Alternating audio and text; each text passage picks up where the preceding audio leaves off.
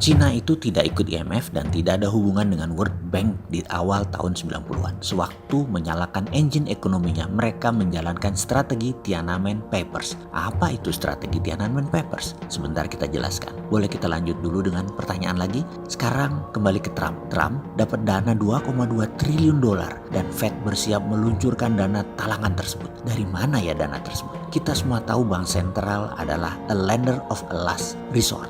Apa artinya lender of last resort? Dari mana ya bank sentral tadi uangnya? Dari cadangan devisa mereka. Sebentar, ini harus diluruskan mengenai cadangan devisa sebelum kita menjelaskan dua pertanyaan di atas tadi. Cina tidak ikut IMF dan World Bank. Lalu, dari mana Amerika juga mendapatkan 2,2 triliun dolar sebanyak 100 kali APBN Indonesia itu? Apakah dari cadangan devisanya? Kita jelaskan secara singkat, cadangan devisa itu apa sih sebenarnya? Ini adalah dialog kecil saya dengan anak saya nomor 2 yang sedang mengerjakan skripsi S1-nya. Dia memulai, mengapa kalau cadangan devisa Indonesia saat ini 120 billion dolar, kok negara ngutang ya ayah? Ini pertanyaan Fatur kemarin yang saya balik tanya, memang itu duit punya negara atau punya swasta yang dicatat negara? Fatur terdiam. Kalau pemahaman saat ini aku pikir uang negara ayah. Lah kamu yang kuliah ekonomi dan bisnis. Ayah kan lulusan keilmuannya yang sederhana, ilmu tentang orang doang, aplikasi psikologi. Kalau dari sisi ayah bisa mengerti mengapa manusia banyak memahami ilmu sepotong karena dapat informasinya ia sepotong. Setelah itu otaknya berasumsi tentang langkah selanjutnya. Misalnya kata cadangan devisa Indonesia difahami artinya milik negara.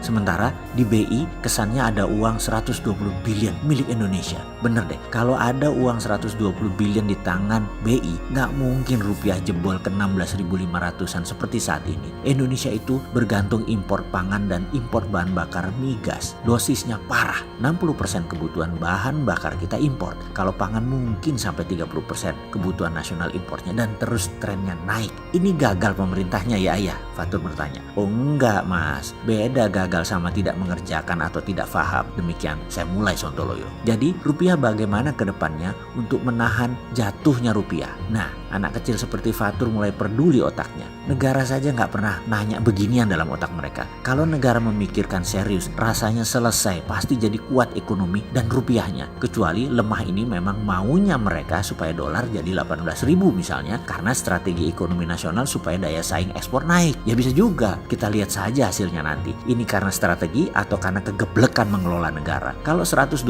billion cadangan devisa itu milik 100% negara, dari mana uang itu dapatnya?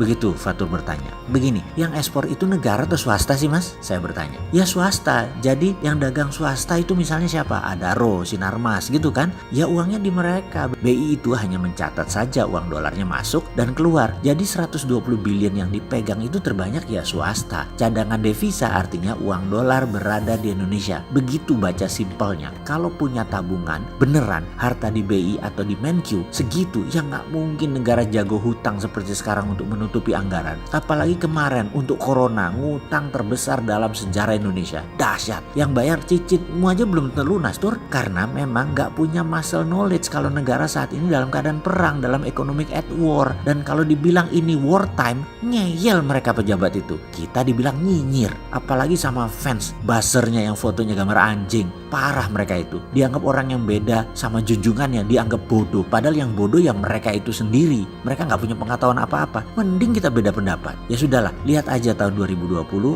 dan 2021 ini. Kapal miring jalannya kapten. Lalu bagaimana membuat rupiah menguat ayah? Demikian Fatur balik bertanya ke awal. Saya jawab, ada cara perlahan, ada cara cepat. Cara perlahan lebih benar dan kuat. Karena bukan cara pemadam kebakaran. Dan cara cepat bukan intervensi pasar seperti buang garam ke laut itu namanya. Pertama kita petakan, kemana dolar keluar setiap harinya. Beli BBM dan beli pangan oleh negara. Beli bahan baku produksi dan import barang dagangan konsumtif itu swasta. Itu dana yang butuh dolar harian yang terbesar. Mungkin 95% lari dolarnya ya ke hal itu. Jadi kita mulai dari BBM. Bagaimana supaya kita tidak impor BBM? Nah ini kita membangun yang namanya strategi nasional untuk energi. Strategi nasional 10 tahun ke depan. Kalau saat ini lucu, malah disiapkan refinery pemurnian minyak yang dimana pikirannya adalah bahan mentahnya impor. Otaknya impor terus. Hebatnya lagi, gak dibangun-bangun kilang minyak tersebut. Hingga sampai saat ini kita impor BBM jadi, bukan crude. Kebijakan nasional bahwa Pertamina satu-satunya perusahaan yang boleh jual beli minyak itu harus diubah. Semua swasta nasional boleh. Negara memajakin saja. Saat ini Pertamina lembaga yang sangat tidak efisien dibandingkan dengan Petronas yang sumber bahan bakunya 1/10 Indonesia.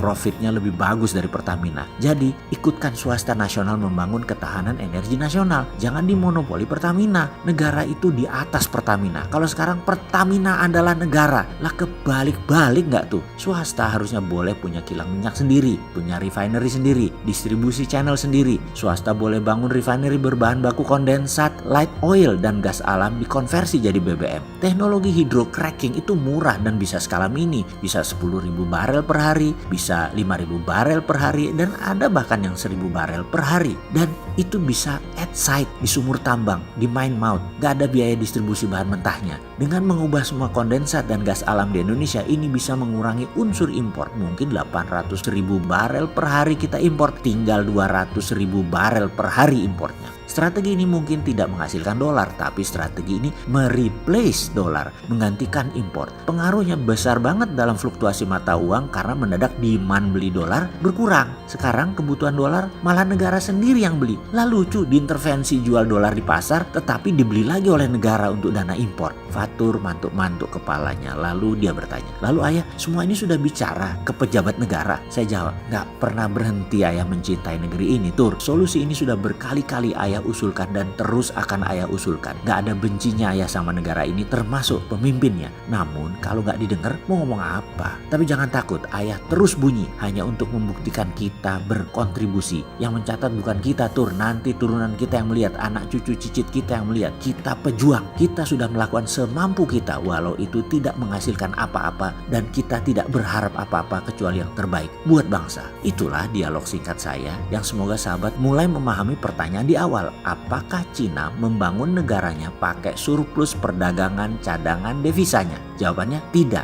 karena waktu mereka memulai membangun tahun 1989 di awalnya, di mana Deng Xiaoping saat itu berkuasa, mereka tidak punya uang sama sekali dan tidak ngutang seperti Indonesia. Apa pakai FDI, Foreign Direct Investment seperti kita? Ya enggak lah, siapa yang mau invest di negara komunis otoriter di tahun 90-an itu? Lalu pakai apa? Mereka bangun pakai MMT. Gurunya para politbiro Cina adalah Michael Hudson, guru besar dari Missouri University yang mengajarkan MMT di Peking University. Termasuk Xi Jinping, presiden seumur hidup Cina dan pemimpin PKC Cina saat ini adalah murid beliau. Oke, sebentar. Sudah mulai paham kan? Apa masih mau dijelaskan lagi? Kalau Amerika bagaimana? Lah kok panjang ini?